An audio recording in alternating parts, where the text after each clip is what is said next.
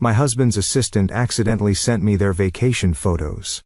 So during our charity gala with 300 guests, I projected every intimate moment onto the ballroom screens during his speech about integrity. Sometimes the best revenge is just perfect timing. Dawn accidentally sent me their romantic Santorini vacation photos while I was hosting our company's annual charity gala with 300 guests. I projected every intimate moment onto the ballroom's massive screens during my husband's keynote speech about integrity and business partnerships. The projector remote slipped from my trembling hands as Richmond's voice faltered mid-sentence, and 300 of Seattle's most influential business leaders witnessed his secret Greek getaway with his 26-year-old assistant unfold in crystal-clear 4K resolution. But to understand how a simple photo mix-up destroyed 15 years of marriage and launched the biggest corporate scandal in Pacific Northwest history, we need to go back to that Friday afternoon when everything seemed perfect. My name is Beverly Morrison, and until 6 weeks ago, I was living what everyone considered the ultimate success story. Married to Richmond Morrison, founder and CEO of Morrison Strategic Consulting, one of Seattle's fastest-growing firms. We were the power couple featured on the cover of Seattle Business Monthly just last spring. Him in his perfectly tailored Armani suit, me in my custom Vera Wang dress, standing in front of our Mercer Island waterfront mansion with Mount Rainier gleaming behind us. The headline read, "The Morrisons, Building Business Empire Through True Partnership." The article praised how Richmond handled the strategic consulting while I managed Morrison Foundation, our charitable arm that had donated over $3 million to local initiatives. We were Seattle's golden couple, the ones other executives aspired to become. 15 years. 15 years of building something together, from Richmond's tiny Capitol Hill office to a 100-employee firm with clients across 3 states. I'd been there through the 18-hour days, the rejected proposals, the near bankruptcy in year 3 when the tech bubble burst. I'd mortgaged my inheritance to keep us afloat, sold my grandmother's jewelry to make payroll, worked weekends for 5 years straight to help build his dream. And it was our dream, wasn't it? Every major decision made together, every celebration shared, every triumph earned through mutual sacrifice, or so I believed. That Friday started like any other successful day in our carefully orchestrated life. I was in my downtown office at Morrison Foundation putting finishing touches on the annual charity gala scheduled for the following evening. The Partnerships for Progress Gala was my signature event. 6 months of planning, coordination with Seattle's elite, and fundraising that would benefit underprivileged students across King County. The Fairmont Olympic Hotel's grand ballroom was booked. The catering menu finalized. The auction items secured. 300 of Seattle's most influential business leaders would attend, including Mayor Chen Wait. Mayor Williams, along with tech executives, venture capitalists, and philanthropy leaders. Richmond was delivering the keynote address about building sustainable business partnerships, a topic he'd become quite passionate about lately. I was reviewing the final guest list when my phone chimed with a text notification. The sender showed up as Don K. with a phone number I didn't immediately recognize, though something about it felt familiar. Don Kellison was Richmond's executive assistant, hired 18 months ago when his previous assistant retired. Young, ambitious, with an MBA from University of Washington and impeccable references, I'd interviewed her myself, impressed by her sharp intelligence and professional demeanor. The message preview showed, Beverly finally uploaded all the photos from, followed by what appeared to be photo attachments. I paused, confused. Photos? From what? Dawn and I weren't friends exactly, though we maintained a cordial professional relationship. She handled Richmond's complex calendar, managed his travel arrangements, and coordinated with my foundation when our schedules intersected. Efficient, professional, always perfectly dressed in conservative business attire. Not the type to send random photo messages. Curious, I opened the message thread. What I saw made my blood freeze in my veins. Photo after photo of crystal blue Mediterranean waters, whitewashed buildings cascading down cliffsides, sunset dinners at romantic tavernas, Santorini, Greece, the vacation I'd been begging Richmond to take with me for 3 years, the one he always said we couldn't afford to take time away from the business for. But these weren't photos from a business trip. The first image showed Dawn in a flowing white sundress, arms wrapped around someone taking the selfie. The second revealed that someone was my husband Richmond, looking more relaxed and happy than I'd seen him in years. His arm was around her waist possessively, his smile genuine and unguarded in a way that made my stomach lurch. Photo after photo told the story of their romantic Greek escape. Richmond feeding Dawn grapes at a vineyard. Dawn's legs across Richmond's lap on what appeared to be a private yacht. The two of them sharing wine at sunset. Her hand resting intimately on his chest. A blurry photo clearly taken in a luxurious hotel room, showing scattered clothes and tangled sheets. But the most devastating image was the last one. Dawn wearing the diamond tennis bracelet I'd admired in Tiffany's window for our anniversary last month. The one Richmond said was too extravagant for our budget. The one I'd hinted about for weeks before finally accepting that we had more important priorities. Apparently, we did have important priorities, just not the ones I thought. My hand shook as I scrolled back to the top of the message thread, trying to understand how this had happened. The message was clearly meant for someone else, a friend perhaps, or a family member Dawn was updating about a romantic getaway, but she'd somehow sent it to me instead. Dawn Kellison, Richmond's assistant, my husband's assistant, had accidentally sent me photographic evidence of their secret vacation affair. A vacation that had supposedly been a critical business development trip to London that I couldn't attend because of my foundation commitments. The London trip that had occurred just 2 weeks ago. The trip where Richmond had called me every evening, complaining about boring client dinners and promising to bring me back something special from Harrods. The trip where he'd been posting photos of foggy London streets to his LinkedIn, building the perfect alibi for a completely different reality. I stared at the photos, my perfectly organized world cracking like ice on a frozen lake. 15 years of marriage, 15 years of partnership, 15 years of building an empire together, and he was living a secret life in paradise with a woman young enough to be his daughter. The charity gala was tomorrow night, 300 guests, Richmond's keynote speech about business partnerships and integrity. The irony was so bitter I could taste it. But as I sat there in my foundation office, surrounded by 15 years of our shared achievements, a strange calm began to settle over me. Dawn had made a mistake. Yes. But perhaps it was exactly the mistake that needed to happen. Tomorrow night, in front of Seattle's entire business community, Richmond would learn just how big a mistake it truly was. Everything about the Morrison Empire was built on the foundation of what we called authentic partnership. That phrase had become our brand, our identity, the cornerstone of everything Richmond preached in his consulting practice. Clients paid Morrison's strategic consulting premium rates because they believed in the Morrison model. A marriage and business partnership so successful that it had created something legendary in Seattle's competitive consulting landscape. The irony now tasted like poison in my mouth. Let me paint you the picture of what 15 years of authentic partnership looked like from the outside, because until that Friday afternoon, I lived inside that picture completely. Our 8,000 square foot waterfront home was more than a residence. It was a statement. Floor-to-ceiling windows overlooking Lake Washington, a gourmet kitchen where we hosted intimate dinners for potential clients, a home office where Richmond and I would strategize late into the night over wine and financial projections. The master bedroom featured a sitting area where we'd review foundation proposals together every Sunday morning, coffee in hand, Mount Rainier visible through the skylight above our custom California king bed. Every room told the story of our joint success. The dining room showcased photos from our travels to client sites across the country. Preparing and narrating this story took us a lot of time, so if you are enjoying it, subscribe to our channel. It means a lot to us. Now back to the story. The living room displayed awards from the Seattle Chamber of Commerce, including Business Couple of the Year from 3 years running. Even the guest bathrooms featured framed articles about our charitable work and business achievements. Richmond had insisted on the professional photography for our home office, the one featured in Architectural Digest's Power Couples at Home spread last year. The camera captured us reviewing documents together, him leaning over my shoulder as I pointed to something on my laptop screen, both of us laughing at some shared insight. The photographer had spent 3 hours getting that candid moment perfect. Looking back, I realize how much energy we'd invested in performing our partnership for the world, and how much I'd believed in the performance myself. Morrison Strategic Consulting wasn't just Richmond's company, it was ours. My name appeared on the founding documents. My inheritance had funded the first 2 years of operations. My connections through my family's old money Seattle networks had secured our first major clients. When Boeing needed consulting on their supplier diversity initiative, they called us because of my relationship with their board member, George Whitfield, my father's college roommate. I'd spent countless evenings entertaining potential clients' wives while Richmond pitched their husbands. I'd organized the company retreats, managed the human resources challenges, and personally recruited 3 of our top consultants from my graduate school network. When Forbes featured Richmond as one of the top 40 under 40 consultants in America, the article mentioned how his brilliant partnership with wife Beverly had been instrumental to his success. The Morrison Foundation wasn't a side project. It was our joint legacy.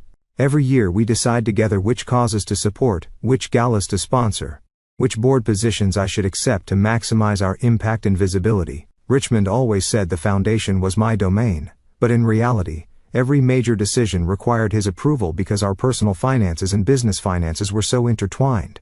$3 million donated over 5 years. 15 scholarships annually for low-income students. Partnership with Seattle Public Schools on their STEM initiative. My photograph appeared in the Seattle Times at least monthly, cutting ribbons, presenting oversized checks, or speaking at educational forums. Always with Richmond beside me, his hand protectively on my back. Both of us smiling the practice smile of Seattle's power couple. Our calendar was a carefully orchestrated symphony of business development and social positioning. Monday night dinners with potential clients. Wednesday evening networking events at the Seattle Art Museum. Friday afternoon coffee meetings with other foundation leaders. Saturday morning tennis with venture capitalists at the Rainier Club. Sunday brunch with tech executives at our favorite Capitol Hill restaurant. Every interaction served multiple purposes. Every conversation was potential business development. Every social connection strengthened our position in Seattle's tight-knit business community. I'd become an expert at the delicate social choreography required to maintain our status.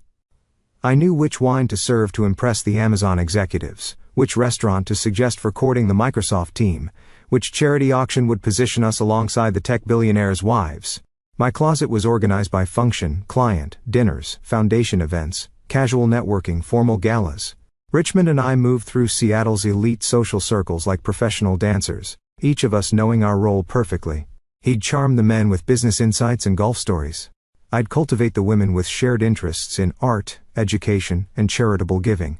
Together, we were formidable. The Seattle Business Journal had dubbed us the couple most likely to know someone who knows someone in their annual networking power rankings. We weren't just successful. We were connected, influential, trusted. But beyond the public facade, I'd believed in the private reality of our partnership. Richmond and I genuinely enjoyed each other's company. We'd spend hours discussing business, strategy, debating political developments, planning our future expansion into Portland and San Francisco markets. He valued my insights, sought my opinion on major decisions, and credited me publicly for our shared success. Our physical relationship had evolved into comfortable intimacy. We'd make love twice a week, usually Sunday mornings and Wednesday evenings, with the practiced rhythm of a 15-year marriage. Richmond was attentive, affectionate, and seemed genuinely satisfied with our life together. We'd developed our own private jokes, our own shorthand for communicating across crowded rooms, our own traditions that no one else understood. Every anniversary we'd return to the tiny Capitol Hill restaurant where we'd had our first business meeting, back when Morrison Strategic Consulting was just an idea, and I was the graduate student with family connections who might be able to help. Richmond would always order the same wine, a 2005 Chateau Margaux, and toast to authentic partnership. I'd respond to building something that lasts. 15 years of the same toast, the same wine, the same conviction that we were creating something rare and valuable together. That's what made Dawn's accidental photo message so devastating. It wasn't just discovering an affair. It was realizing that everything I'd believed about our partnership, our connection, our shared vision, had been an elaborate performance designed to serve Richmond's ambitions. The perfect facade hadn't just hidden his betrayal. It had hidden the fact that I'd become a supporting character in my own life story. Tomorrow night's gala would change that forever. For 10 minutes after opening Dawn's message, I sat frozen in my foundation office chair, staring at my phone screen as if the images might somehow rearrange themselves into something less devastating. The Seattle skyline stretched beyond my window, the Space Needle, Elliott Bay, the Olympic Mountains in the distance. But everything looked different now, like viewing a familiar landscape through fractured glass. My first instinct was denial. There had to be an explanation. Richmond wouldn't do this. Not Richmond, who quoted Maya Angelou at our wedding. When people show you who they are, believe them the first time. Not Richmond, who'd held me while I cried after my father's funeral, and promised we'd face everything together. Not Richmond, who still brought me coffee in bed every Sunday morning, and asked about my dreams from the night before. But the photos didn't lie. I scrolled through the images again, this time forcing myself to study details rather than absorb the emotional impact. The timestamp on the first photo. September 15th, 2:47 p.m. That would have been a Tuesday. According to Richmond's calendar, which I had access to through our shared business systems, He'd been in client meetings in London that entire week. The geolocation data on the photos told a different story. Santorini, Greece specifically, the Katikis Hotel, which I recognized from the distinctive infinity pool in several shots. I'd bookmarked that exact hotel on my Pinterest board titled Dream Destinations 2 years ago, when I was trying to convince Richmond we needed a real vacation. Too expensive, he'd said then. Maybe when the Portland office is more established, they'll buy. Portland office that was now generating $2 million in annual revenue. I opened my laptop and accessed our joint credit card accounts, something I rarely did since Richmond handled most of our financial management. My fingers trembled as I typed in the password, Morrison 2009, the year we'd incorporated the business. The September statements revealed the truth in stark black and white. Charges from Katiki's Hotel, $4,147 for a 3-night stay in their premium suite. Aegean Airlines, $3,200 for 2 business class tickets to Athens. Santorini Wine Tours, $680. Dimitris Taverna, $340. A jewelry store in OIA, $2,847. $2,747 for jewelry. The exact amount I'd calculated for the Tiffany tennis bracelet I'd been admiring. But here's what made my blood run cold. These weren't charges on Richmond's personal credit card, or even his business card. They were on our Morrison Foundation account, the charitable organization's credit card that was supposed to fund scholarships and educational programs for underprivileged children. Richmond hadn't just cheated on me. He'd stolen from charity to do it. With shaking hands, I opened Richmond's LinkedIn profile. There it was. His carefully curated London business trip documentation. Photos of Big Ben, the Thames, traditional English pubs, posts about productive meetings with European partners, and exploring opportunities for international expansion. But I'd lived with Richmond for 15 years. I knew his tells, his habits, his patterns. The London photos were all tourist shots, the kind you could find on any travel website. None showed him with actual business associates. None featured the inside of offices or conference rooms. The few selfies were clearly taken with a timer, not by colleagues. I cross-referenced the timestamps. While he was posting photos of London's financial district at 2 p.m. GMT on September 15th, Dawn was photographing him feeding her grapes at a Santorini vineyard at the exact same moment. Richmond had created an elaborate social media alibi while living a completely different reality. The memories came flooding back now, tainted by new understanding. Richmond's nightly calls from London suddenly made perfect sense. The 7-hour time difference between Seattle and Greece was only 1 hour different from London. The client dinner that ran late every night wasn't a business obligation. It was romantic dinners with Don while I sat at home, missing him, planning our charity gala. I remembered Tuesday night's conversation particularly clearly now. He'd called around 8 p.m. my time, claiming he was exhausted from a long day of presentations. "How was your day, sweetheart?" he'd asked. And I'd told him about the venue final walkthrough, the last-minute catering changes, my excitement about the auction items we'd secured. "You worked too hard," he'd said, his voice warm with what I'd interpreted as loving concern. "Promise me you'll take a break this weekend." In the background, I'd heard what sounded like waves and distant music. "Where are you calling from?" I'd asked. "Hotel bar," he'd said smoothly. Trying to wind down. London's been brutal. The waves I'd heard weren't the Thames. They were the Aegean Sea lapping against the Katiki's Hotel's infinity pool, where Don was probably waiting for him to return from his fake check-to-in call to his wife. I accessed Richmond's business calendar through our shared systems, something I did regularly to coordinate foundation events around his schedule. The London trip was meticulously documented. Morrison UK expansion planning, Whitmore financial consultation, Thames Valley strategy session. But when I clicked on the individual calendar entries, they contained no actual details, no meeting, locations, no contact information, no follow-up tasks. For someone as obsessively detailed as Richmond, this was completely out of character. His normal calendar entries included specific addresses, agenda items, and post-meeting action plans. The London calendar was a shell, a facade designed to satisfy a casual glance, but containing no substance whatsoever. As I sat in my office, the late afternoon Seattle sun casting long shadows across my desk, I realized this couldn't be Dawn's first mistake. You don't accidentally send dozens of intimate vacation photos to your boss's wife. That level of carelessness suggested comfort, familiarity, a relationship that had moved beyond the careful boundaries of a new affair. How long had this been going on? The Santorini trip was clearly not their first romantic getaway. The ease with which they posed together, the intimate familiarity in their body language, suggested months of practice. I thought about Dawn's behavior over the past 18 months. The late nights when she'd stay to help Richmond with urgent projects. The weekend work sessions at our house when I'd serve them coffee and homemade pastries while they huddled over laptops in our home office. The way she'd started dressing more stylishly, her conservative business attire gradually giving way to designer pieces that seemed expensive for an assistant's salary. Had they been laughing at me? The naive wife serving refreshments to her husband's mistress? My phone buzzed with another message. This time, it was Richmond. Running late tonight. Don't wait up. Big presentation tomorrow. Tomorrow. The charity gala. His keynote speech about integrity and business partnerships. I stared at the message, then back at the Santorini photos still glowing on my laptop screen. Dawn in my husband's arms. Dawn wearing jewelry purchased with charity funds. Dawn living the romantic vacation I'd been begging for while I worked 18-hour days, organizing events to honor our authentic partnership.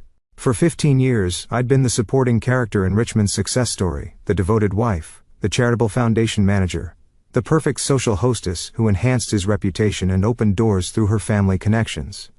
But looking at these photos, I realized something with crystal clarity. I wasn't just the supporting character in his professional life.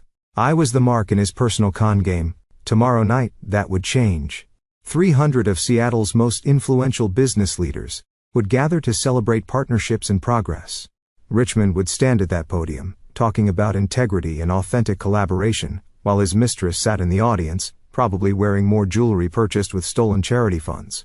But first, I had work to do. If Richmond wanted to play elaborate games with carefully constructed alibis and social media deception, he was about to learn that 15 years of marriage had taught me a few things about strategy too. I opened a new browser window and began researching everything I could find about Dawn Kellison. If she was going to make mistakes, I was going to make sure they were much bigger than accidentally sending photos. What I discovered over the next 3 hours of methodical investigation made Dawn's accidental photo message look like a minor oversight compared to the systematic deception I was about to uncover. I'd always prided myself on being detail-oriented, a skill that made me an effective foundation director and event planner. Now I was about to put those same analytical abilities to work as a detective in my own marriage. I started with what I had access to, our shared business systems, joint financial accounts, and Richmond's surprisingly careless digital footprint. 15 years of marriage had given me legitimate access to most of our integrated technology systems, and Richmond's confidence in my loyalty had made him sloppy about digital security. His laptop was still logged into our home wireless network from his last working session in our study. I accessed our cloud storage account, ostensibly to review foundation documents, but instead began systematically examining Richmond's travel patterns over the past 18 months. The first red flag appeared immediately, a pattern of business trips that coincided perfectly with Dawn's vacation requests. Cross-referencing her employment records, which I had access to as Foundation Director reviewing company integration, I discovered that every one of Dawn's personal days aligned with Richmond's critical client meetings in various cities. March. Dawn requested 4 personal days. Richmond flew to Portland Client Intensive. May. Dawn took a long weekend. Richmond attended Vancouver Partnership Summit. July. Dawn used 5 vacation days. Richmond spent a week at San Francisco Strategy Retreat. September. Dawn's Greece vacation request. Richmond's London business development trip. But the travel correlation was just the beginning. The financial evidence was far more damning and complex than I'd initially realized. Richmond hadn't just used foundation funds for the Santorini trip. He'd been systematically embezzling money for over a year. Our foundation operated with a discretionary fund for emergency educational opportunities, grants we could approve quickly for time-sensitive student needs. The fund typically maintained a balance of $50,000 replenished quarterly from our major donor contributions. Richmond had been making unauthorized withdrawals from this fund, disguising them as educational grants to fictitious organizations.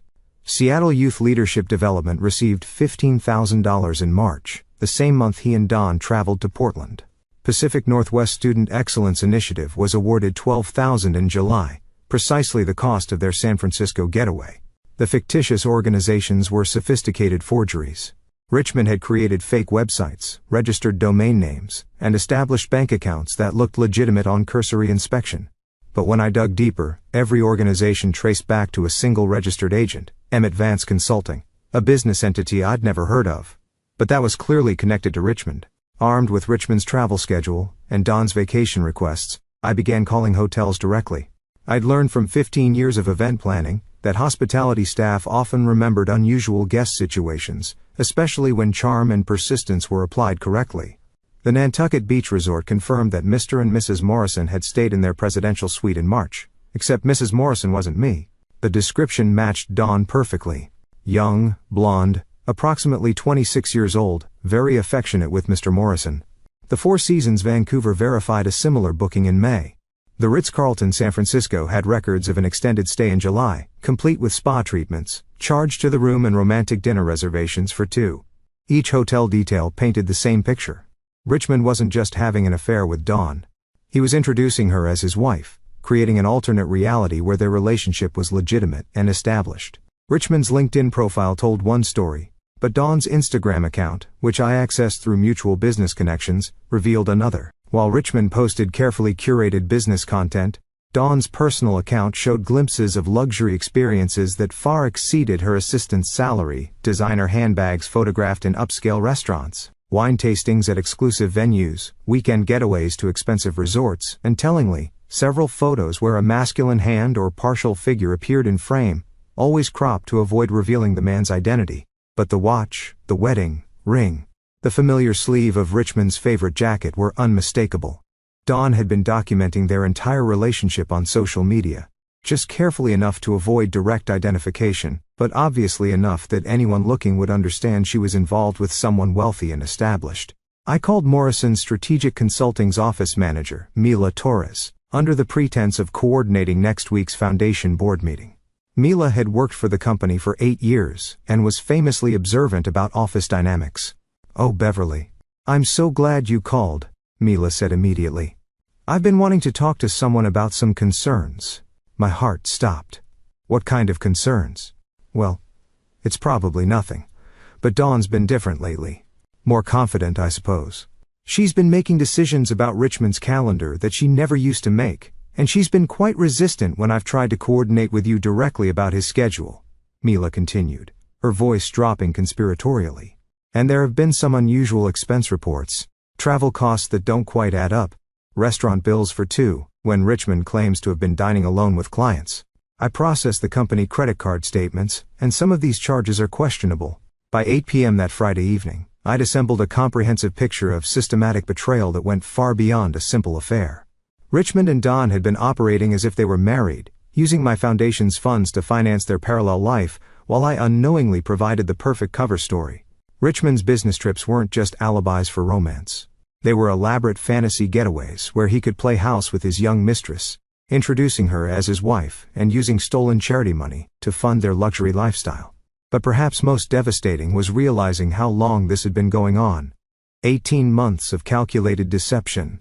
18 months of me organizing charity events, managing foundation business, and hosting client dinners while my husband built an entire alternate life with his assistant.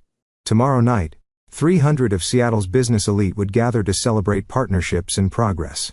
Richmond would deliver his keynote about integrity in business relationships. Dawn would likely attend as his professional assistant, playing her role perfectly while knowing they'd share a hotel room afterward using foundation funds. But I had something they didn't know I possessed: complete documentation of their fraud, evidence of their systematic theft from charitable funds, and most importantly, access to the same audio-visual technology that would broadcast Richmond's speech about partnership integrity to the entire assembled audience. Dawn's accidental photo message had been a mistake, but I was about to turn it into the catalyst for the most spectacular public accounting of deception Seattle's business community had ever witnessed. By 11 p.m. that Friday night, I'd uncovered a web of deception so intricate and systematic that it made me question everything I thought I knew about my husband's character. What had started as investigating one suspicious vacation had evolved into documenting an 18-month campaign of financial fraud, identity theft, and elaborate relationship manipulation that reached far beyond a simple affair, spread across my dining room table were printed bank statements, credit card records, travel confirmations, and screenshots that painted a disturbing picture of calculated betrayal using colored highlighters: yellow for financial fraud, pink for travel deception, blue for fake business activities. I'd created a timeline that revealed the true scope of Richmond and Dawn's operation, January 2023, the first suspicious charge appeared. Educational Excellence Northwest received a $8,000 grant from our foundation's emergency fund. The organization's website looked legitimate but listed no physical address, no staff directory, and no actual programs. The bank account for this fictitious charity traced back to an account controlled by Emmett Vance Consulting, Richmond's shell company. February 2023. Dawn received her first performance bonus, a $15,000 payment that supposedly rewarded her exceptional organizational skills. The same week, Richmond booked their first romantic getaway to Victoria, Canada, using foundation funds disguised as a cross-border business development initiative.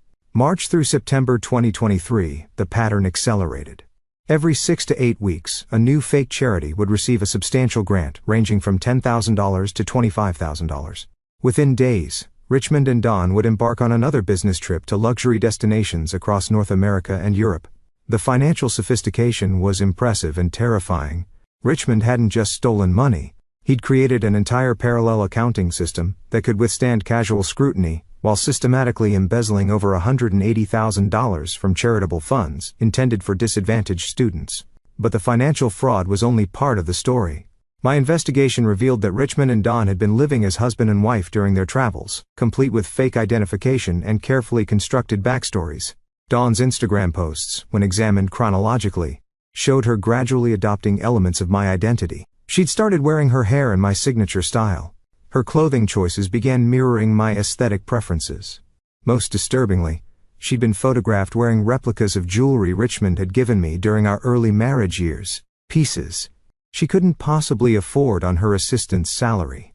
The hotel registrations told an even more chilling story.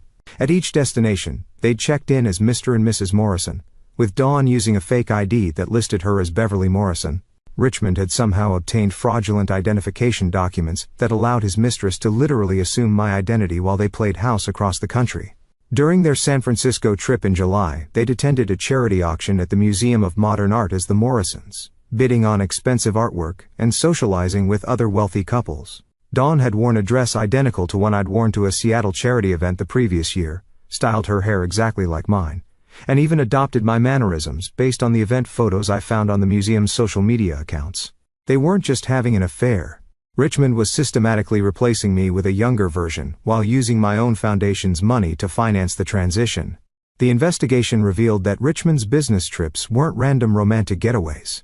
They were strategic networking opportunities where he was positioning Dawn as his wife to potential clients and business partners. He'd been using our charitable foundation's reputation and my family's social connections to expand his business network, while simultaneously planning my replacement. In Vancouver, they'd attended a private equity conference where Richmond introduced Dawn as his business partner and wife to several potential investors. The conference materials listed Mr. and Mrs. Morrison as attendees, with Dawn's bio describing her as co-founder of Morrison Foundation and strategic development specialist. In Portland, they'd met with clients from our established business network, people who knew me personally. Richmond had apparently explained my absence by claiming I was focusing on expanding our East Coast operations, while Dawn charmed these clients with detailed knowledge about our foundation's work and business history. The most devastating discovery was an email thread I found in Richmond's encrypted folder between him and Gavin Richards, a major client from our Portland office. Richards had written, "Beverly seems different, more energetic and engaged. The foundation work clearly agrees with her. We should schedule a formal dinner when we're in Seattle next month." Gavin Richards, who'd attended our wedding 12 years ago, who'd had dinner at our house numerous times, who'd known me for over a decade, had spent an entire evening with Dawn thinking she was me, and noticed only that I seemed more energetic. Perhaps most disturbing was realizing how Richmond had been psychologically preparing me for my own replacement. Over the past 18 months, he'd been subtly undermining my confidence while encouraging Dawn to adopt my professional responsibilities. Richmond had gradually redirected foundation communications through Dawn, claiming it was more efficient for her to handle routine correspondence. He'd suggested that I was overworked and should delegate more responsibilities to her. He'd praised Dawn's initiative while subtly criticizing my attention to detail, my event planning choices, and my social networking strategies. Looking back, with new understanding, I realized Richmond had been gaslighting me into believing I was becoming less competent, less relevant, less necessary to our foundation's operations. While I'd been questioning my own abilities, Dawn had been systematically learning my job, my social connections, and even my personal style. The timeline revealed that Richmond's plan was nearing completion. Based on the financial transfers and business communications I'd discovered, he intended to officially replace me as foundation director within the next 6 months, installing Dawn in my position while maintaining access to the charitable funds and social connections that had made our embezzlement scheme possible. Tomorrow night's charity gala wasn't just another social event. It was supposed to be Dawn's official debut as the new Mrs. Morrison, with me potentially being phased out of the foundation and social circle I'd spent 15 years building. But Richmond had made one critical miscalculation. He'd assumed that 15 years of marriage had made me passive, trusting, and dependent on his leadership. He'd underestimated what 15 years of event planning, foundation management, and social networking had taught me about strategy, coordination, and public presentation. Tomorrow night, 300 of Seattle's business elite would indeed witness the debut of the real Mrs. Morrison, just not the one Richmond was expecting. I sat in my darkened home office at 2 a.m., surrounded by the evidence of my husband's systematic betrayal, and felt something profound shift inside me. It wasn't the heartbreak I'd expected, though that pain was certainly there, sharp and constant like a broken rib. It wasn't even the rage that had fueled my investigation for the past 8 hours. What I felt was something much more dangerous. To Richmond's carefully constructed world, absolute clarity. For 15 years, I'd been living inside a beautiful lie. The devoted husband who brought me coffee every morning had been calculating each gesture for maximum manipulation. The business partner who valued my insights had been systematically undermining my confidence while training my replacement. The man who'd promised to build something lasting together had been planning my disposal from the moment his alternate plan became viable. But the most devastating realization wasn't about Richmond's betrayal. It was about my own complicity in my diminishment. I'd been so invested in maintaining our perfect image that I'd ignored every warning sign, rationalized every inconsistency, and gradually accepted a smaller and smaller role in my own life. When had I stopped questioning Richmond's decisions? When had I started seeking his approval for choices I used to make independently? When had I begun believing his subtle criticisms about my judgment, my social skills, my professional competence? The evidence spread across my desk told the story of a woman being slowly erased from her own existence. Every foundation decision increasingly routed through Dawn. Every social engagement gradually shifted to prioritize Richmond's networking over my established relationships. Every financial choice designed to increase my dependence on his business success. I'd been so busy being the perfect wife that I'd forgotten to be myself. But 15 years of marriage to a master manipulator had taught me something Richmond never intended. I'd learned his methods by osmosis. Event planning had honed my attention to detail, foundation management had taught me financial oversight, and social networking had made me an expert at reading people and situations. Now I was going to use every skill he'd helped me develop to destroy the empire we'd built together. The beauty of Richmond's plan was also its fatal flaw. He'd been so methodical, so documented, so confident in his control, that he'd created a perfect paper trail of his own destruction. Every fake charity, every fraudulent expense report, every stolen dollar was meticulously recorded in systems I had legitimate access to. Tomorrow night's charity gala wasn't just a social event. It was the perfect stage for Richmond's public destruction. 300 of Seattle's most influential business leaders gathered to celebrate integrity and partnership, would witness the most spectacular exposure of corporate fraud in the city's recent history. But before I could execute any plan for Richmond's public humiliation, I had to confront a more personal truth. I was terrified of losing the identity I'd built around being his wife. Mrs. Richmond Morrison commanded respect in Seattle's social circles. Beverly Morrison, foundation director, had credibility and influence. But who was Beverly without the Morrison empire? Who was I before I became half of Seattle's golden power couple? I walked through our Mercer Island mansion in the pre-dawn darkness, seeing it now as the stage set it had always been. The professional photography in the home office captured a performance, not a partnership. The awards and accolades on display celebrated a fiction, not an achievement. The carefully curated rooms showcased a lifestyle designed to impress, rather than a home designed to nurture. Even our bedroom felt foreign now. The California king bed where Richmond had made love to me twice a week with practiced efficiency, while saving his passion for his young mistress. The sitting area where we'd reviewed foundation proposals while he secretly planned to replace me with Dawn. The walk-in closet filled with clothes chosen to complement his public image rather than express my personal style. I'd been performing the role of Richmond's wife so successfully that I'd lost track of who Beverly actually was underneath the performance. Standing in our kitchen at 3 a.m., making coffee in the French press Richmond had bought because it matched our aesthetic, I made a decision that would change everything. I was done performing.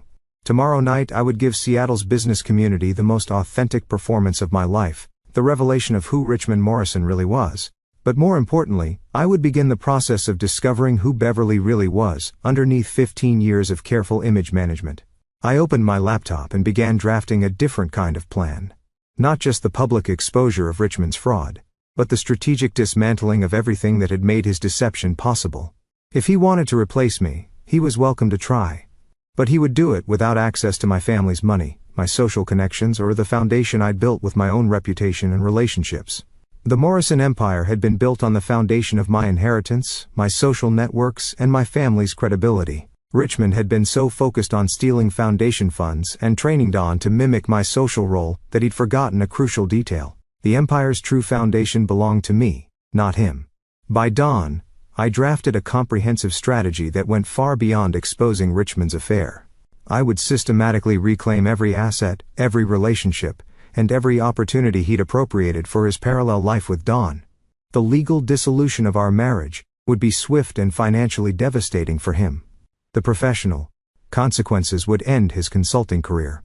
The social humiliation would ensure he could never rebuild his reputation in Seattle's tight-knit business community. But first, there was tonight's gala to prepare for. I showered and dressed with the same meticulous attention to detail I'd applied to 15 years of public appearances as Richmond's wife. But this time, every choice was authentic to who I was discovering myself to be. The dress I selected wasn't chosen to complement Richmond's image. It was chosen to project my own power and independence. The jewelry I wore wasn't gifted by my husband. It was inherited from my grandmother, symbols of female strength that predated my marriage. As I prepared for what would be my final performance as Mrs. Richmond Morrison, I felt something I hadn't experienced in years: excitement about my own future. Not our future, not the Morrison Empire's future, but mine. Richmond was about to learn that the woman he'd been systematically underestimating for 18 months was far more dangerous than the naive wife he'd been planning to discard. Saturday morning arrived with the crystalline clarity that only comes after a sleepless night of complete revelation. I sat in my home office, coffee growing cold as I methodically planned what would either be the most spectacular vindication or the most catastrophic mistake of my life. The charity gala was 12 hours away, and I had work to do. First, I needed to understand the Fairmont Olympic Hotel's audio-visual capabilities. I'd coordinated with their events team dozens of times over the years, but tonight required a more intimate knowledge of their systems. I called Marcus Webb, the hotel's senior AV technician, someone I'd worked with on multiple foundation events. "Beverly, looking forward to tonight's gala," Marcus said cheerfully.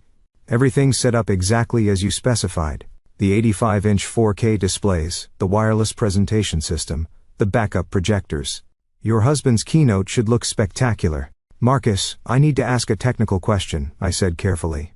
"How exactly does the wireless presentation system work? Could someone theoretically override the main presentation from a mobile device?" "Well, yes. If they have the admin credentials. The system's designed for flexibility. Multiple presenters can queue up content, and the primary administrator can control what displays when. You have the admin access code since you're the event coordinator." "Perfect. And these displays, they're connected to the ballroom's main sound system?" "Absolutely. Full audio-visual integration. Whatever appears on screen will have synchronized audio if there's any embedded in the content." I thanked Marcus and hung up, making notes about the presentation system's capabilities. Richmond's keynote about integrity and business partnerships would be delivered through a microphone connected to speakers that could reach every corner of the grand ballroom. The irony was so perfect it felt like destiny. Next, I spent 3 hours creating a comprehensive digital presentation of Richmond and Dawn's fraud. Not just the Santorini photos that had started this investigation, but the complete timeline of their deception. Bank statements showing the fraudulent charity transfers, hotel receipts documenting their travels as Mr. and Mrs. Morrison, screenshots of Dawn's Instagram posts wearing replicas of my jewelry, images from charity events where Dawn had literally impersonated me. But the centerpiece would be a recorded video I'd discovered on Richmond's laptop, a private moment from their San Francisco trip where Dawn was modeling the diamond tennis bracelet I'd been denied. while Richmond explained how he'd convinced his naive wife that it was too expensive for their budget. The audio was crystal clear, including Richmond's laugh as he described how easily I believed his financial constraints while he funded their luxury lifestyle with stolen charity money. I organized everything into a 20-minute presentation that told the complete story of their systematic betrayal. The evidence was so comprehensive, so undeniably documented, that even Richmond's considerable charm couldn't explain it away. While working on the presentation, I called Sonia Martinez, the most ruthless divorce attorney in Seattle. Her reputation for destroying unfaithful husbands in high-profile divorces was legendary, and I wanted her locked in before Richmond realized he needed legal representation. "I've been expecting your call," Sonia said, when I reached her at home. "Word travels fast in our circles, and Richmond's recent behavior has been noticeable." "What do you mean?" I asked, though I suspected I knew. "He's been asking colleagues about asset protection strategies, offshore accounts, business dissolution procedures.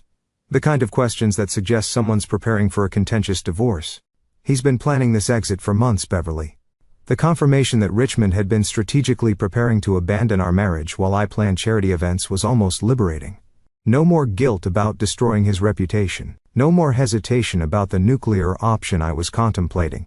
Sonia and I spent an hour reviewing the evidence I'd compiled.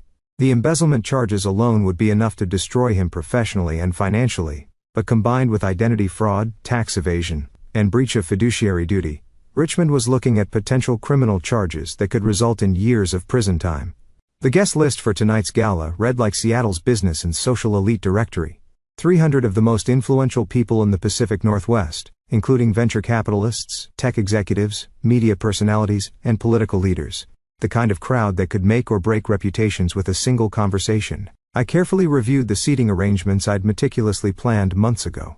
Richmond's keynote would be delivered from the main stage with premium tables arranged in a semicircle for maximum impact.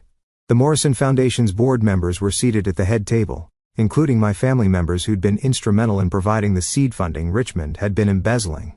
Dawn would be seated at table 12, positioned perfectly for the cameras that would be recording Richmond's speech for the foundation's website and social media accounts. She'd have a clear view of the presentation screens, and would be visible to the entire ballroom when the truth was revealed. But perhaps most importantly, I spent time preparing myself psychologically for what was about to happen. This wasn't just exposing Richmond's fraud, it was publicly destroying the life I'd spent 15 years building. The Morrison empire, our social standing, our charitable reputation. Everything would be obliterated, along with Richmond's deception. I called my closest friend, someone who'd known me since college and had occasionally questioned Richmond's treatment of me over the years. Without revealing my plans, I asked her to attend tonight's gala and to please stay close afterward, regardless of what happened. I also drafted letters to the Morrison Foundation's major donors explaining the situation, and my plan to establish a new charitable organization once the legal issues were resolved.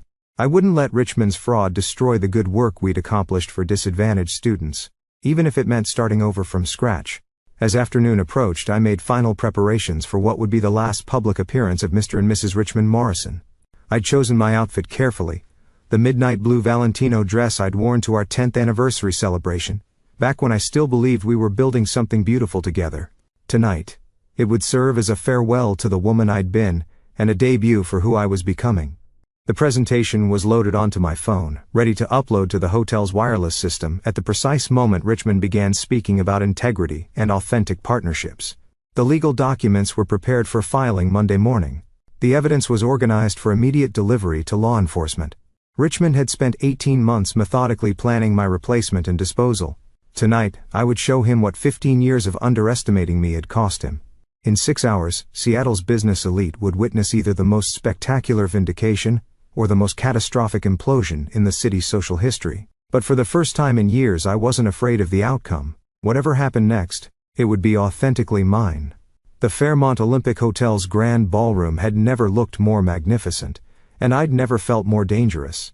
Crystal chandeliers cast warm light over tables draped in ivory linens, each centerpiece a perfect arrangement of white orchids and eucalyptus that I'd personally approved months ago. 300 of Seattle's most influential business leaders mingled with champagne flutes, their conversations creating the sophisticated buzz of successful people celebrating success. But tonight, success would have a very different definition. I stood near the entrance in my midnight blue Valentino dress, greeting guests with the practiced smile I'd perfected over 15 years of charity events. To everyone present, I was simply Beverly Morrison, the gracious foundation director hosting another flawless gala. They had no idea they were about to witness the most spectacular public destruction of a marriage in Seattle's social history. "Beverly, darling, everything looks absolutely perfect," gushed Margaret Whitfield, the wife of Boeing's board member, who'd been instrumental in our early business development. Her diamond necklace caught the light, as she gestured toward the elegant room setup. "Richmond must be so proud of what you've accomplished with the foundation." "Thank you, Margaret. Richmond certainly appreciates partnership," I replied, the irony tasting bitter on my tongue as I watched my husband across the room, completely unaware that his perfect wife had spent the last 36 hours becoming his most dangerous enemy. Speaking of which, he should be beginning his keynote soon. Across the ballroom, I spotted Dawn at table 12, wearing a black cocktail dress that looked suspiciously similar to one I'd worn to last year's museum gala. She was chatting animatedly with Seattle Tech Council members, playing her role as Richmond's professional assistant, while secretly being his personal mistress and criminal partner. Her confidence was remarkable.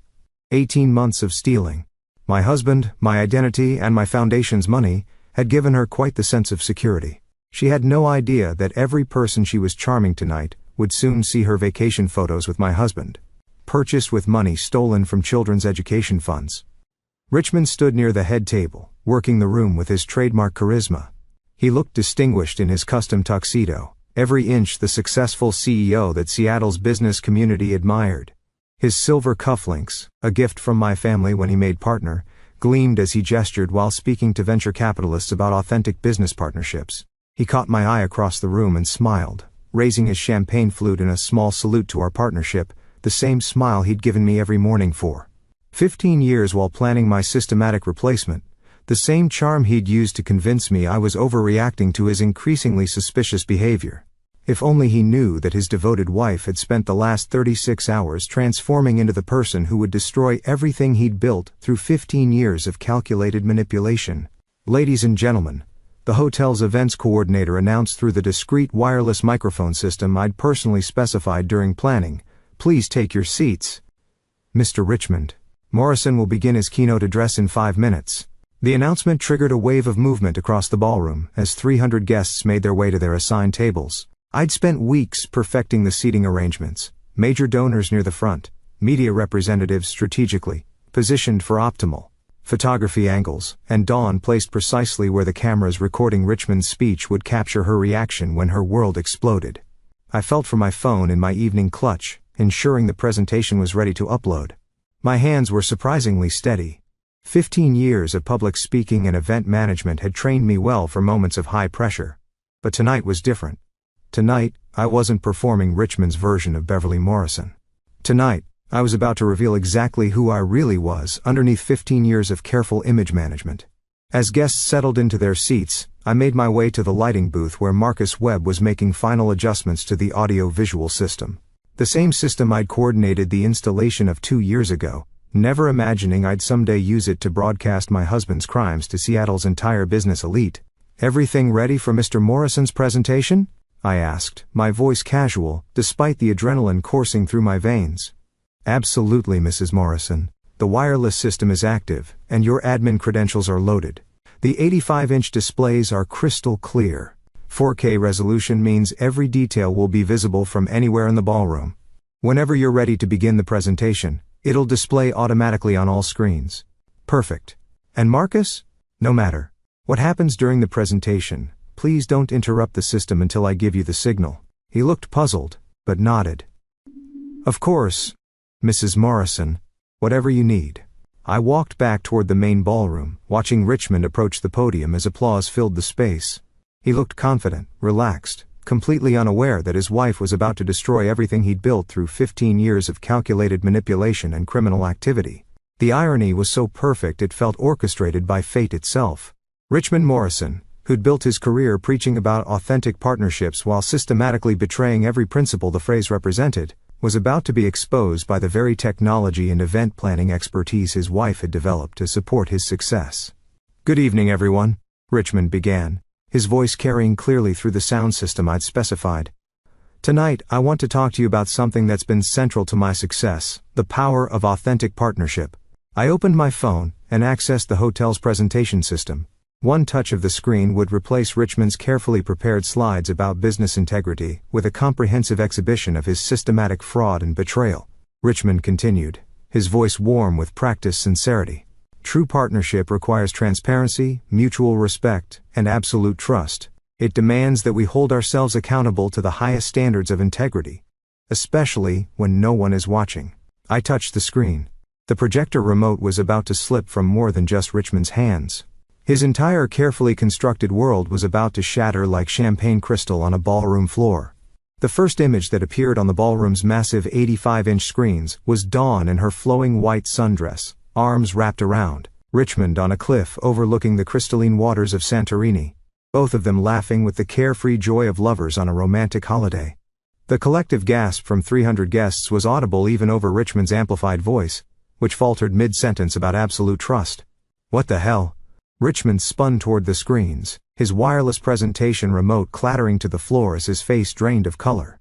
The confident CEO disappeared, replaced by a man who suddenly understood that his perfect control had just evaporated in front of Seattle's entire business elite.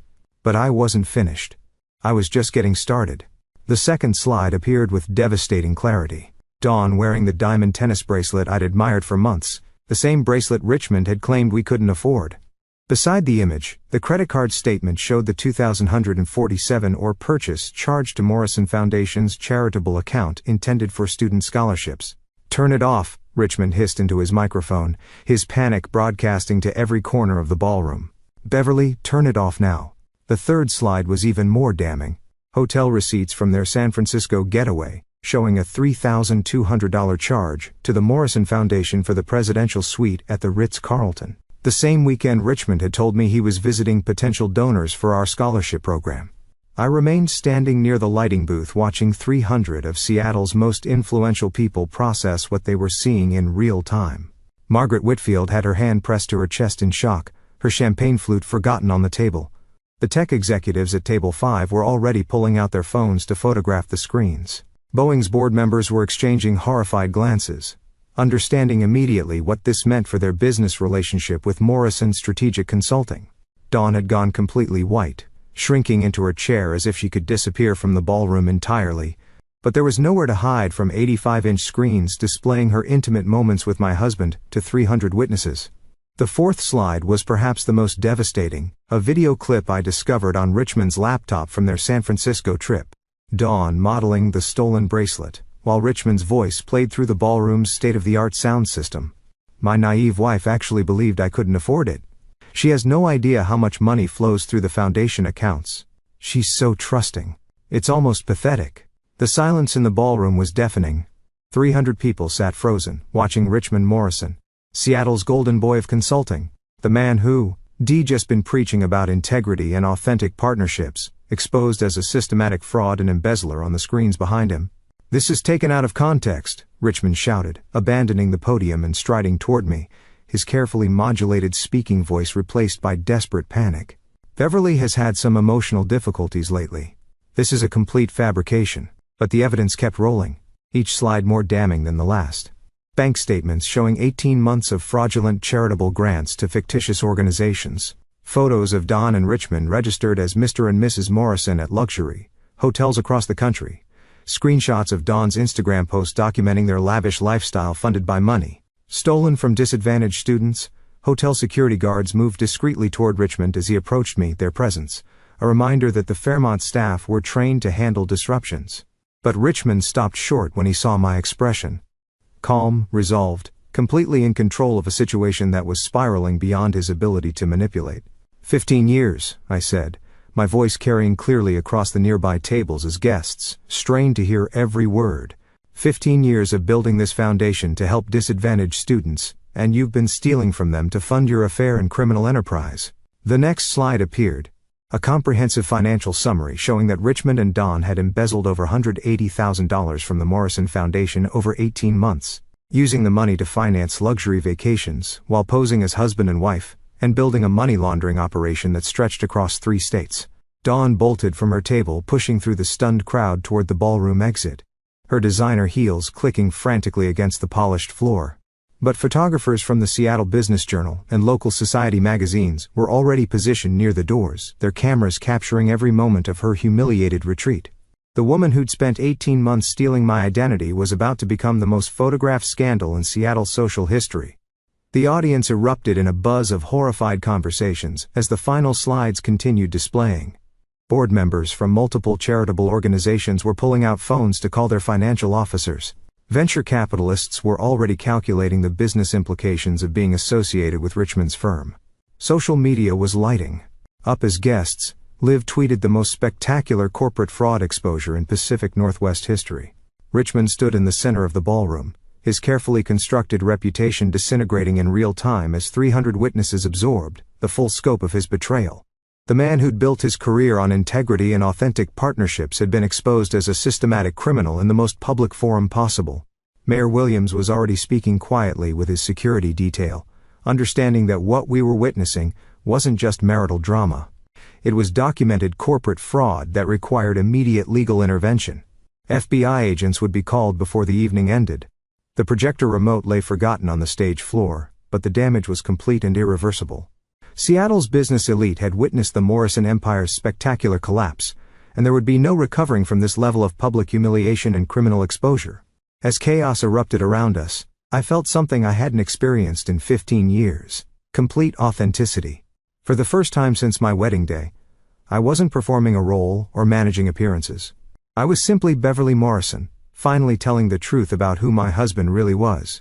"You've destroyed everything," Richmond hissed as he reached me, his voice low but trembling with rage. The ballroom behind us buzzed with shocked conversations as guests struggled to process what they'd witnessed. 15 years of building this reputation, this business, this life, gone because of your jealous tantrum. I looked at him with the calm that comes from absolute moral clarity. "I destroyed nothing, Richmond. I simply revealed what you built it on. This is manipulation of evidence, selective editing. No one will believe." "The bank statements?" I interrupted, my voice steady despite the adrenaline coursing through my veins. "The hotel receipts? The video of you laughing about your naive wife while Dawn wore jewelry stolen from charity funds? Which part would you like to claim is edited?" Richmond's face contorted with the desperate expression of a cornered animal. "You don't understand the pressure I've been under, the expectations, the constant need to maintain appearances. Dawn was just stress relief. It didn't mean anything. Stress relief that cost our foundation $180,000? Stress relief that required creating fake charities and fraudulent tax documents?" I pulled out my phone and showed him screenshots of his encrypted emails. "Or was discussing your exit strategy with divorce attorneys also just stress relief?" His facade cracked completely. "You went through my private communications? You violated my privacy?" The hypocrisy was breathtaking. "I violated your privacy? You stole my identity, Richmond. Dawn has been traveling as Beverly Morrison for 18 months using fake identification you helped her obtain. She attended charity events as me, met with our business partners as me, built relationships with people who thought they were meeting your wife. That was never permanent," he said desperately. "It was just easier for business purposes." "You're being dramatic about dramatic?" I stepped closer, my voice dropping to a whisper that somehow felt more dangerous than shouting. "You systematically embezzled money from disadvantaged students to fund your affair. You psychologically manipulated me for 18 months, making me question my own competence while training my replacement. You planned to divorce me and steal everything I'd helped build. Which part of that should I respond to calmly?" Around us, guests were beginning to approach, their faces a mixture of concern and morbid curiosity. I could see George Whitfield making his way through the crowd, his expression grim. As a board member of both Boeing and our foundation, he understood exactly what Richmond's fraud meant for our charitable operations. "Beverly." Richmond tried one last manipulation, his voice softening into the tone he'd used to charm me for 15 years. "We can fix this. We can explain that it was a temporary arrangement, that the money will be repaid. Dawn means nothing to me. You're my wife, my partner. We built this together." I looked at this man I'd shared 15 years with, and felt nothing but pity. "No, Richmond. I built this. You just took credit for it while planning to steal it." George Whitfield reached us, his presence commanding immediate attention. "Richmond, I think we need to have a conversation about your position with the foundation immediately. Behind him, I spotted 2 Seattle police officers entering the ballroom, summoned by someone who understood that what we'd witnessed wasn't just marital drama. It was documented corporate fraud requiring immediate legal intervention. Richmond saw them too. And for the first time that evening he looked genuinely afraid. 3 days after the gala, I sat in Sonia Martinez's law office with boxes of evidence that made Richmond's public humiliation look like a minor scandal compared to what we were about to uncover. The Seattle Police Department's Financial Crimes Unit had seized Richmond's computers, but not before I'd made comprehensive copies of everything during my Friday night investigation. "Beverly, this is far worse than embezzlement," Sonia said, spreading documents across her conference table. "What your husband created was a sophisticated money laundering operation, using charitable organizations as a front." Detective Emmett Walsh from the Financial Crimes Unit leaned forward. "We've traced the fake charities to a network of shell companies spanning 3 states. Richmond wasn't just stealing from your foundation, he was using it as a hub for washing money from other questionable sources." I stared at the evidence, feeling sick. "What kind of sources?" "Offshore accounts, cryptocurrency transactions, payments from clients who were likely evading taxes," Detective Walsh explained. "The Morrison Foundation's sterling reputation provided perfect cover for moving money that couldn't be cleaned through normal business channels." Sonia pulled out a thick folder. "The worst part is how long this has been going on.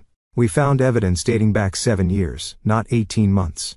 Richmond has been using your foundation's credibility to legitimize illegal financial activities for most of your marriage." 7 years? I felt the blood drain from my face. "But I reviewed all our financial statements." "He created parallel accounting systems," Detective Walsh said. "What you saw were sanitized reports showing legitimate charitable activities. The real transactions were hidden in encrypted files with separate banking relationships you never knew existed." The detective showed me printouts of bank statements from accounts I'd never seen before.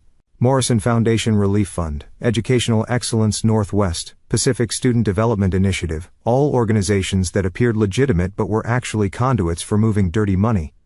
"Look at this." Sonia pointed to a transaction report. "Every time your foundation received a major donation from a legitimate source, Richmond would create a matching fake donation from one of his shell companies. Your real donors were unknowingly providing cover for money laundering operations." Thought about all the charity galas I'd organized, all the major donors I'd cultivated, all the legitimate educational initiatives we'd funded. "So everything we accomplished for students was still real," Detective Walsh assured me. "Your foundation did help hundreds of students, but Richmond was using those legitimate activities to justify much larger financial flows that had nothing to do with charity." Sonia pulled out another file. "This explains Don's role too. She wasn't just his mistress. She was his operational partner. Look at these travel records." The documents showed that Don's vacations with Richmond weren't just romantic getaways. They were business trips to meet with offshore banking contacts, cryptocurrency brokers, and clients seeking financial services that skirted legal boundaries. "Dawn has an MBA in international finance," Detective Walsh explained. "She wasn't hired as Richmond's assistant. She was recruited as his money laundering specialist. The affair was probably secondary to their business partnership." I stared at photos of Dawn and Richmond meeting with various individuals in expensive restaurants across the country. "So when I thought I was discovering an affair, you were actually uncovering a criminal enterprise," Sonia finished. "Richmond married you for your family's credibility and social connections, then spent 15 years building a money laundering operation using your foundation as cover." The scope of the betrayal was staggering. Not only had Richmond never loved me, he'd married me specifically to gain access to the respectability needed for serious financial crimes. "What does this mean legally?" I asked. Detective Walsh looked grim. "Richmond is looking at federal charges, money laundering, tax evasion, wire fraud, racketeering. We're talking about potential decades in prison." "And Dawn? She's already been arrested." Apparently she thought fleeing the country would help. But international money laundering leaves a very clear trail. 2 weeks after Richmond's arrest, I discovered that our foundation wasn't his only target. It was just the most successful node in a network of charitable fraud that stretched across the Pacific Northwest.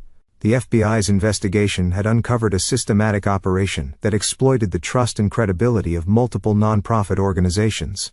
"Mrs. Morrison, we need to show you something," FBI Special Agent Mila Reeves said, spreading aerial photographs across my dining room table. The images showed luxury properties in Vancouver, San Francisco, and the Cayman Islands, all purchased through shell companies connected to Richmond's operation. These properties were bought with money stolen from 7 different charitable organizations, Agent Reeves explained. Your foundation was the flagship, but Richmond and Don were running similar schemes with environmental groups, animal welfare organizations, and educational foundations across 3 states. I stared at a photo of a beachfront mansion in Grand Cayman. How many other women like me were there? At least 4 that we've identified so far, she replied grimly. All married to men running consulting firms that manage charitable organizations. All with family money and social connections that provided credibility. All kept in the dark, while their husbands built criminal enterprises, using their foundations as cover. Agent Reeves showed me surveillance photos of Richmond meeting with other men in expensive restaurants. Your husband was essentially franchising his model.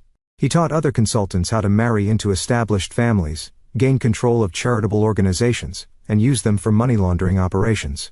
The scope was staggering. So this was never about business success or social status.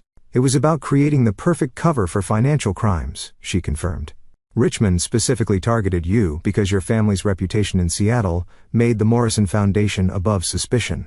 No one investigates charities run by old money families with impeccable social credentials.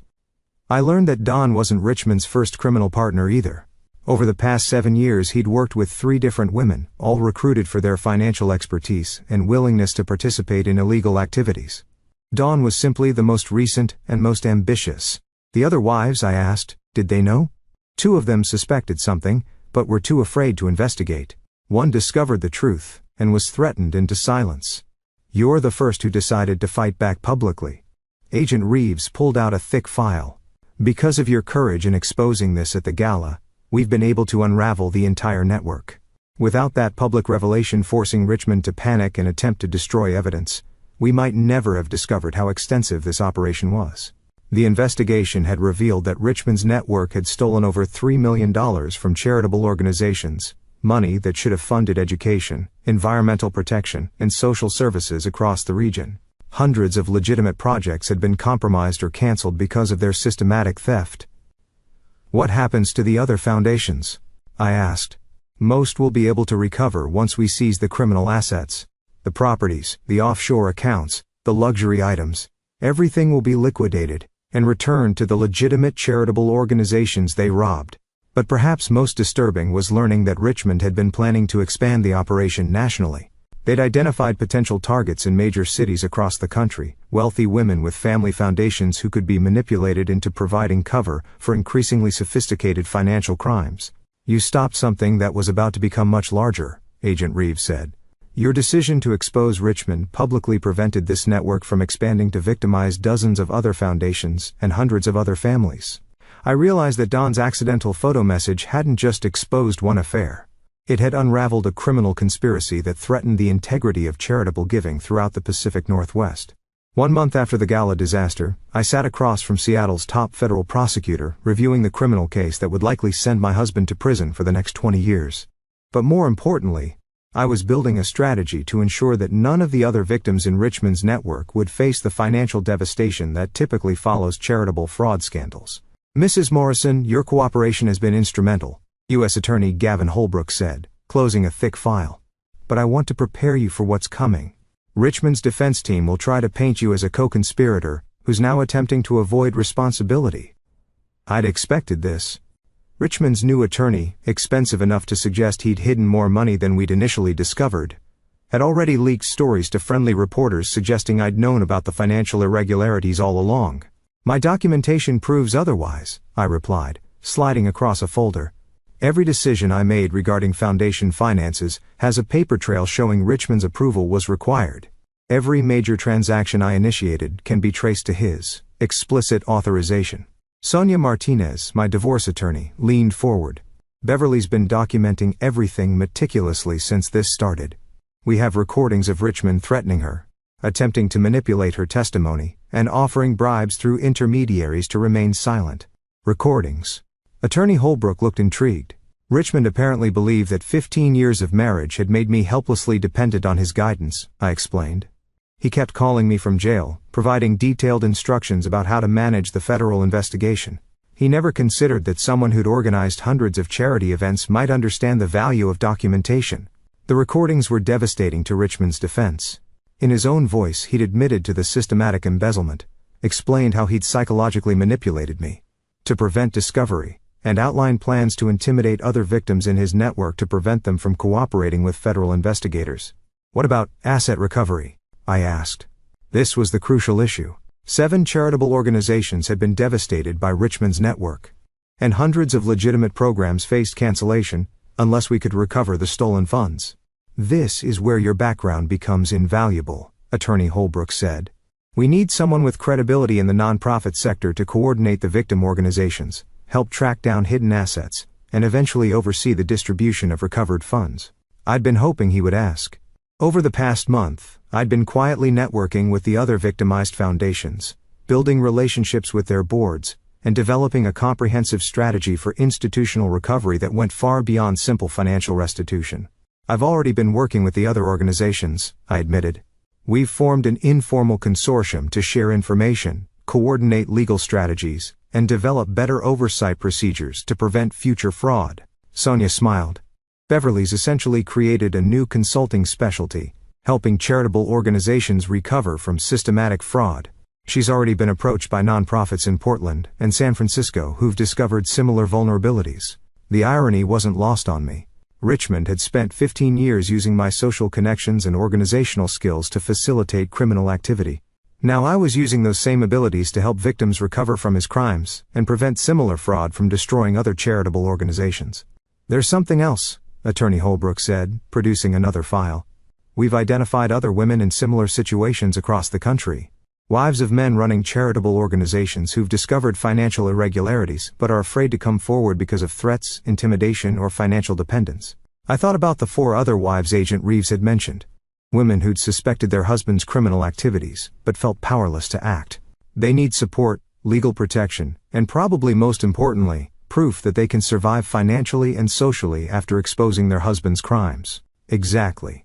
Would you be willing to serve as a resource for these women? Help them understand their options, connect them with appropriate legal representation, and provide guidance about protecting themselves during the investigation process. I realized that Richmond's betrayal had inadvertently created a new purpose for my life.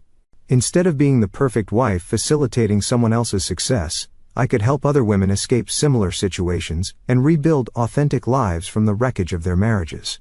6 months after the gala, what had started as my personal catastrophe had evolved into something larger and more meaningful than I could have imagined. The conference room at the downtown Marriott was packed with 73 women from across the country, all wives or partners of men who'd used charitable organizations as fronts for financial crimes. When I received Beverly's email, said Helen Richardson from Portland addressing the group, I thought I was the only person stupid enough to miss the signs that my husband was stealing from our environmental foundation. Learning that this was a systematic pattern, that we were all specifically targeted for our social connections and trustworthiness, changed everything.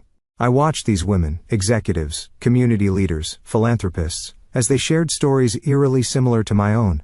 The gradual erosion of decision-making authority, the subtle psychological manipulation designed to undermine confidence, the carefully constructed isolation that made questioning their husband's activities seem like betrayal rather than due diligence. Dr. Amanda Foster, a forensic accountant from San Francisco, presented her findings to the group. The pattern is remarkably consistent across all cases. These men specifically sought out women with inherited wealth, family foundations, or established social credibility. They used romance and marriage as tools to gain access to charitable organizations that could serve as money laundering fronts. The statistics were staggering. Our informal network had identified 47 similar cases across 12 states, representing over $8 million in stolen charitable funds. But more importantly, we documented the systematic nature of the targeting and manipulation that made these crimes possible. The legal system treats each case individually, I explained to the group, but we've proven this was a coordinated strategy. These men shared information, tactics, and even specific targets through informal networks in the consulting and financial services industries. Margaret Santos from Phoenix raised her hand. What can we do beyond pursuing individual criminal cases? How do we prevent this from happening to other women? This was the crucial question that had driven me to organize the conference. Individual justice wasn't enough. We needed systematic change to protect charitable organizations and the women who ran them. We're proposing legislative reforms at both state and federal levels, I announced, revealing the comprehensive policy platform we'd been developing. enhanced oversight requirements for charitable organizations, mandatory financial literacy training for board members, and most importantly, legal protections for whistleblowers who expose financial irregularities in nonprofit organizations. The policy proposals had emerged from months of collaboration with victim advocacy groups, nonprofit oversight organizations, and progressive legislators who understood that charitable fraud undermined public trust in philanthropic giving. But, perhaps most importantly, we were creating a support network that could help women in similar situations recognize warning signs, document suspicious activities, and safely extract themselves from abusive relationships before the criminal behavior escalated. "I want to read something," said Jennifer Walsh from Denver, standing with a letter in her hands. "This is from a woman in Minneapolis whose husband has been pressuring her to modify oversight procedures at their family foundation. She's been feeling crazy, like she's being paranoid and controlling. But after reading our materials online, she's realized she's seeing the early stages of what we all experienced." The letter described behavior patterns we all recognized. The gradual redirection of financial decisions through the husband, the introduction of new consultants with questionable credentials, the pressure to reduce board oversight in the name of operational efficiency. "She's documenting everything now," Jennifer continued. "And she's prepared to expose the operation before it fully develops. Because of our work, another foundation will be protected, and another woman won't have to experience the betrayal we've all survived." As I looked around the room at these remarkable women who'd transformed their victimization into advocacy, I realized that Richmond's systematic targeting had inadvertently created something he never anticipated: a network of informed, motivated, and strategically positioned women capable of exposing and preventing charitable fraud on a national scale.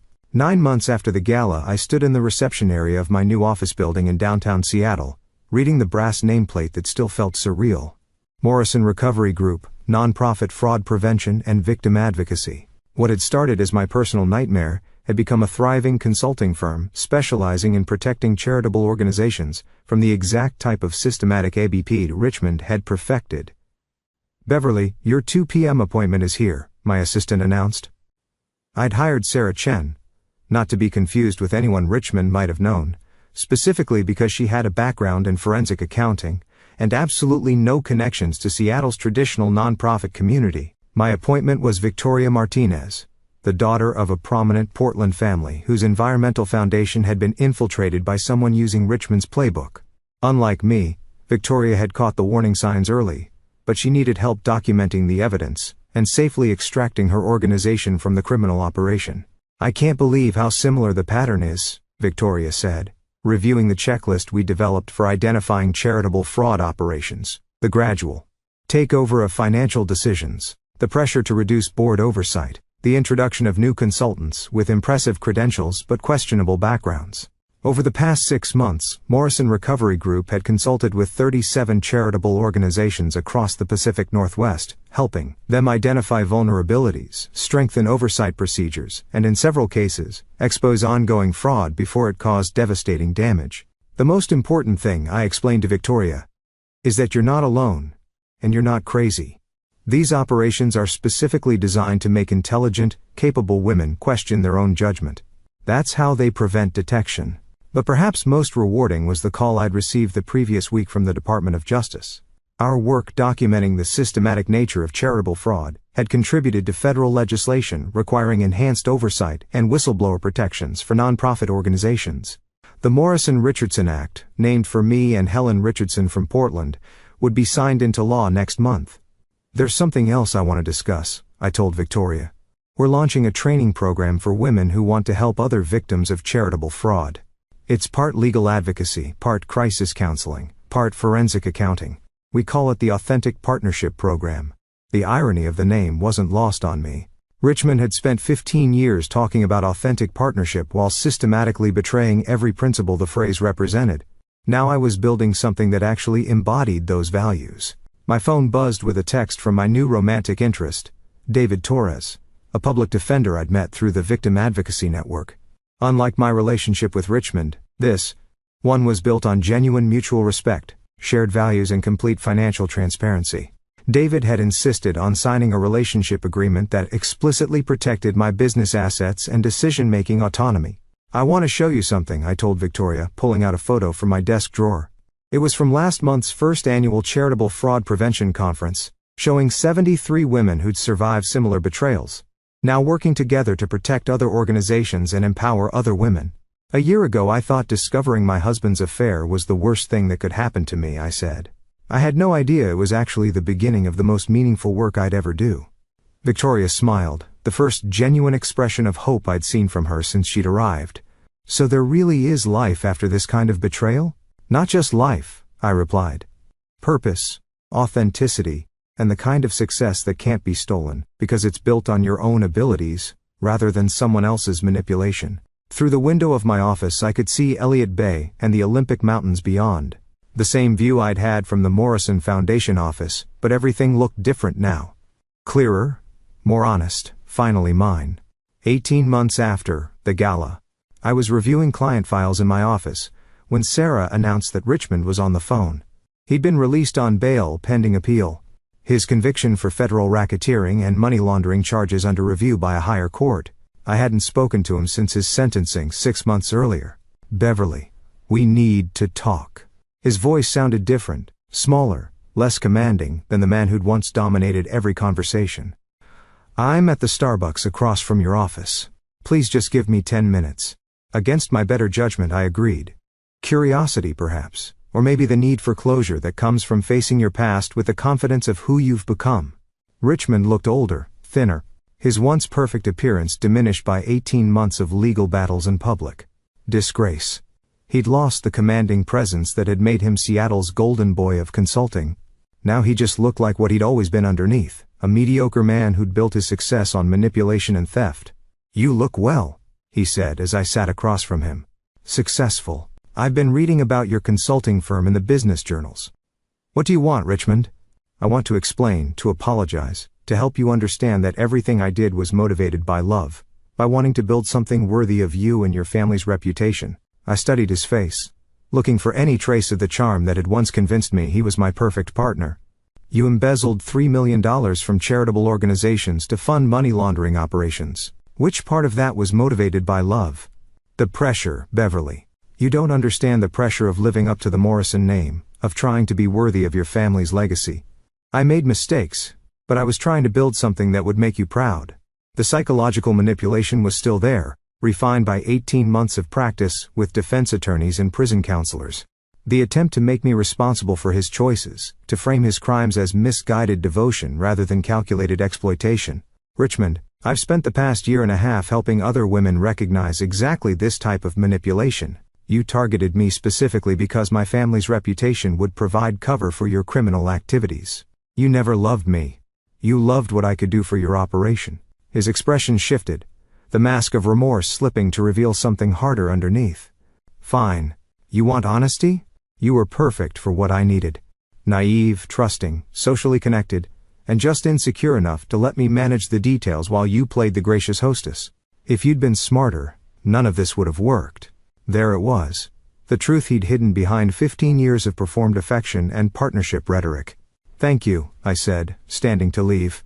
That's exactly what I needed to hear. Thank you? He looked confused. For confirming that everything I've built since discovering your fraud is real? My business, my relationships, my sense of purpose. All of it is authentic because it's not built on lies or manipulation or stolen money, unlike everything we had together. Richmond's face flushed with anger. You destroyed my life over a mistake. One moment of weakness, and you turned it into a federal case that one moment? I laughed, genuinely amused by his revision of history. Richmond, you ran a criminal enterprise for 7 years. You systematically stole from children's education funds. You defrauded multiple charitable organizations. You manipulated and psychologically ABD'd multiple women. I leaned closer, my voice dropping to the same whisper I'd used in the ballroom 18 months earlier. But most importantly, you underestimated me. You thought I was too weak, too dependent, too invested in appearances to fight back. That was your biggest mistake. As I walked back to my office, I realized that this conversation had given me something I hadn't known I needed. Absolute confirmation that the woman I'd become was incomparably stronger than the woman I'd been. 2 years after Dawn accidentally sent me those Santorini vacation photos, I stood in the same grand ballroom at the Fairmont Olympic Hotel, where Richmond's empire had spectacularly collapsed. But tonight, the space was filled with a different kind of energy entirely. This was the second annual Charitable Fraud Prevention Conference, and the transformation was remarkable. 300 attendees, nonprofit executives, board members, federal investigators, and survivors of charitable fraud filled tables. Where Seattle's elite had once witnessed the most spectacular marriage implosion in the city's social history. The irony of hosting this event in the same space where my old life had ended felt like poetry. 2 years ago, in this very room, I thought I was exposing one man's betrayal, I said, addressing the audience from the same podium where Richmond had delivered his speech about authentic partnership. I had no idea I was uncovering a nationwide criminal network that threatened the integrity of charitable giving across America. The audience included faces I now knew well.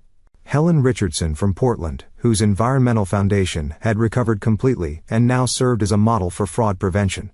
Victoria Martinez, who'd become the West Coast coordinator for our victim advocacy network. Margaret Santos from Phoenix, whose foundation had not only survived her husband's attempted fraud, but had grown stronger through implementing our oversight protocols.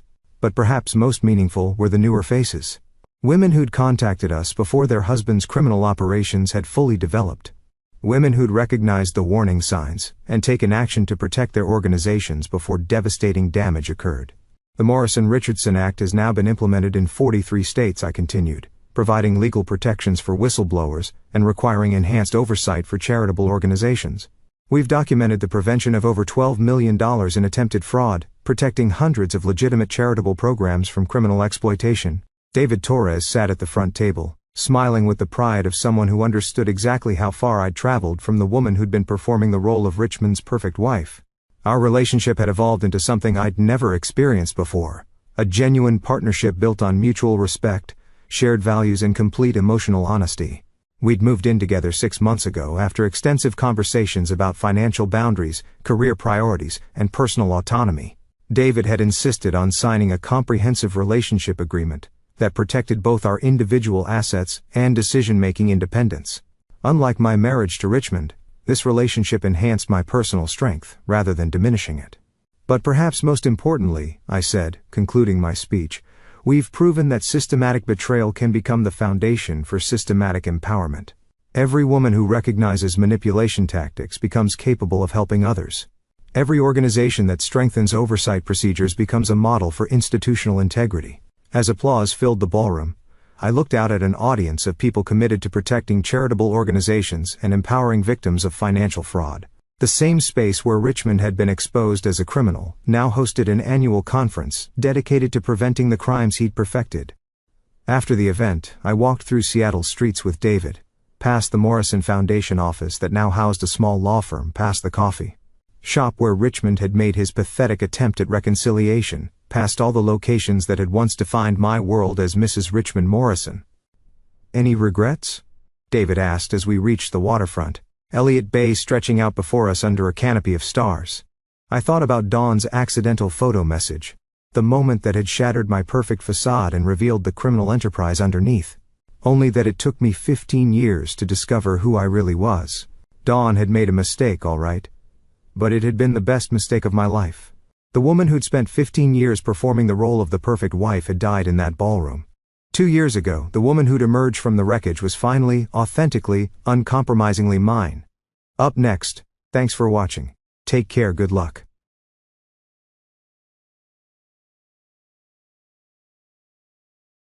Asterisk after listening to today's story, perhaps it has raised some new questions in your mind, or maybe it has brought back some old memories. Every day on Reddit, new experiences and moments create fresh stories, and they connect all of us. Everyone has their own unique journey in life, and we all try to understand the world in our own way. These kinds of moments remind us that we are all human, sometimes happy, sometimes sad, and always learning something new. If you enjoyed this story, feel free to share it with your friends. Your thoughts and feedback are always valuable to us, as they motivate us to create even better content. Every story has its own unique angle, and our goal is to understand everyone's perspective and make our content diverse and relatable. Stories like these help us realize that life's journey is different for everyone, and by hearing other stories, we learn something new. You can also share your own stories with us. Your experiences are valuable to us as well, and if you enjoyed this video, please leave your feedback. We aim to create content that brightens your mind and gives you new ideas every time. If you've already seen this video before, your feedback is still important. With every piece of feedback, we can improve our content and bring a new perspective to our viewers. Today, what we saw was just a small part of the many stories shared on Reddit and across the world. It's a reminder of how we all try to understand life by sharing our experiences with each other. This video was only an example of how we try to connect with others through storytelling, learning about different sides of life. We hope to continue sharing such stories that help us all learn and grow together. Thank you for your time, and don't forget to keep an eye out for more stories coming soon. If you haven't already, please like and follow for more amazing content. Your support keeps us going, and we will strive to bring you more thought-provoking and heartwarming stories. Until next time, take care and stay curious. **